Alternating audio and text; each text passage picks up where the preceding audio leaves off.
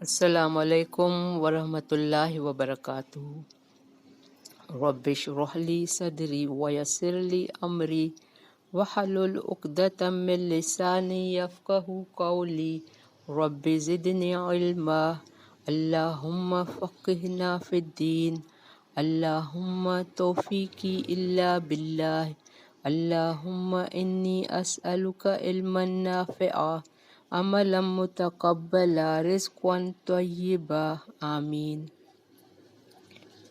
اللہم صلی علی محمد وعلی آل محمد کما صلیت علی ابراہیم وعلی آل ابراہیم انک حمید مجید۔ اللہم بارک علی محمد وعلی آل محمد کما بارکت علی ابراہیم وعلی آل ابراہیم انک حمید مجید۔ موسیٰ علیہ السلام ان 4 پیغمبروں میں سے ہیں جو اولو العزم پیغمبر ہیں۔ حضرت ابراہیم علیہ السلام، عیسیٰ علیہ السلام، موسیٰ علیہ السلام اور آپ صلی اللہ علیہ وآلہ وسلم یعنی محمد صلی اللہ علیہ وآلہ وسلم۔ ان 4 پیغمبروں کو بہت مخالفتیں مولنی پڑی۔ انہوں نے بہت اپنے دین پر ثابت قدم رکھے، ان پر بہت مشکلیں آئیں۔ تو موسیٰ علیہ السلام کے ساتھ زیادہ تر قرآن میں موسیٰ علیہ السلام کا ذکر ہے۔ ان کے ساتھ ان کی قوم نے شروع سے، پیدائش سے لے کر موسیٰ علیہ السلام نے بہت مشکلیں دی۔ آگے آہستہ آہستہ آپ پڑھیں گے۔ پہلے آج کی تجوید اسٹارٹ کر رہے ہیں۔ اعوذ باللہ من الشیطان الرجیم، بسم اللہ الرحمن الرحیم۔ وَإِذْ آیت نمبر 61 سورۃ البقرہ۔ وَإِذْ قُلْتُمْ يَا مُوسَىٰ لن نصبر على طعام واحد فادع لنا ربك يخرج لنا مما تنبت الأرض من بقلها وقثائها وفومها وعدسها وبصلها، قال أتستبدلون الذي هو أدنى بالذي هو خير، اهبطوا مصرا فإن لكم ما سألتم، بت عليهم الذلة والمسكنة وباءوا بغضب من الله، ذلك بأنهم كانوا يكفرون بآيات الله ويقتلون النبيين بغير الحق، ذلك بما عصوا وكانوا يعتدون۔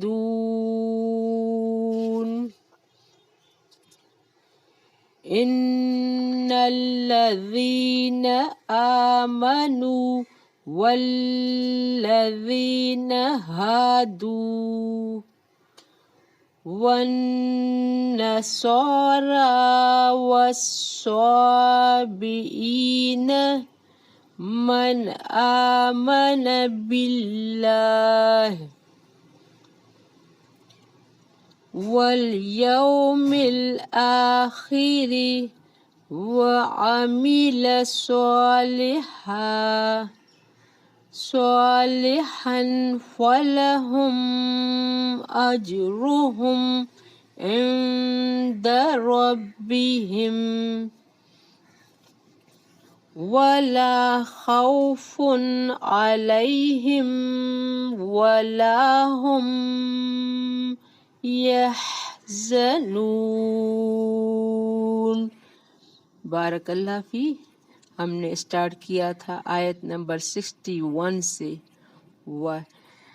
بنی اسرائیل کو اللہ تعالیٰ اپنی نعمتیں یاد گنوا رہے ہیں، پھر بھی وہ نافرمانیوں کے اوپر نافرمانیاں۔ آج ان کو اس میں دوسری نعمتیں پڑھیں گے۔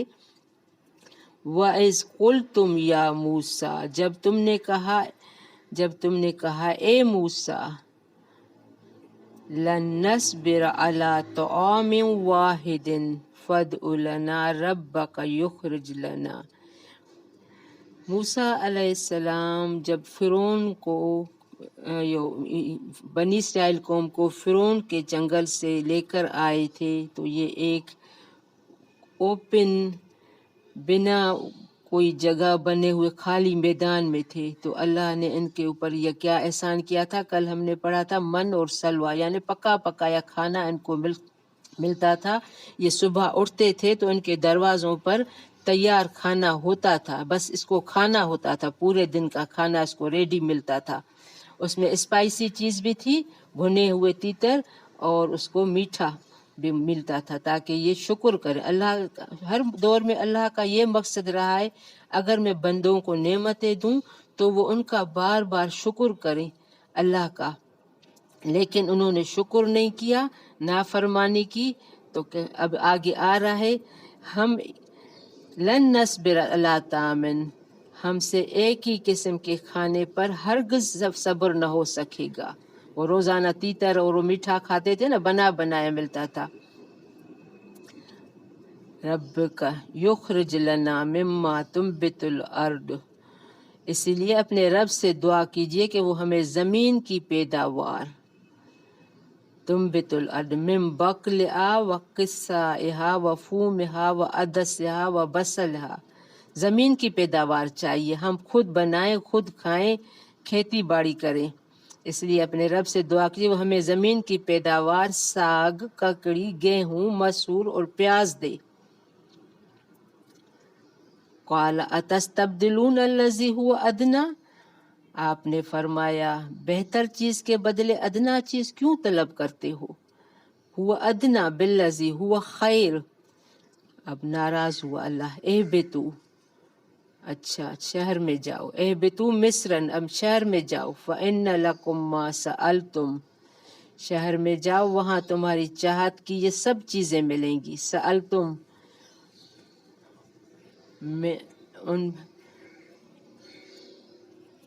وَضُرِبَتْ عَلَيْهِمُ الذِّلَّةُ وَالْمَسْكَنَةُ، ان پر اللہ کی طرف سے ذلت اور مسکینی ڈال دی گئی۔ ذَلِكَ بِأَنَّهُمْ وَبَاءُوا بِغَضَبٍ، اللہ ان پر ناراض تھیا، ذلت اور مسکینی ڈال دی گئی، اللہ کا غضب لے کر وہ لوٹے۔ ذَلِكَ بِأَنَّهُمْ كَانُوا يَكْفُرُونَ بِآيَاتِ اللَّهِ، یہ اس لیے کہ وہ اللہ کی آیتوں کے ساتھ کفر کرتے تھے۔ بآیات اللہ، یکفرون، کفر کرتے تھے۔ وَيَقْتُلُونَ النَّبِيِّينَ بِغَيْرِ الْحَقِّ، اور نبیوں کو ناحق قتل کرتے تھے۔ ذَلِكَ بِمَا عَصَوا وَكَانُوا يَعْتَدُونَ، تھے یہ ان کی نافرمانی اور زیادتیوں کا نتیجہ۔ یعتدون، زیادتیوں۔ یہ ذلت و غضب الہی کی وجہ بیان کی جا رہی ہے، گویا اللہ تعالیٰ کی آیتوں کا انکار، اللہ کی طرف بلانے والے انبیاء علیہ السلام کا قتل ان کی تذلیل غضب الہی کا باعث ہوئے۔ کل یہود اس کا ارتکاب کر کے مغضوب اور ذلیل ہوئے۔ اور یہ ذلت و مسکن کی دوسری وجہ ہے۔ السو مانا نافرمانی، انہوں نے نافرمانی کا مطلب یہ کہ جن کاموں سے انہیں روکا گیا تھا ان کا ارتکاب کیا، تو اللہ ان پر ناراض ہوا۔ اب ان کو وہ شہر جانے کا کہا گیا۔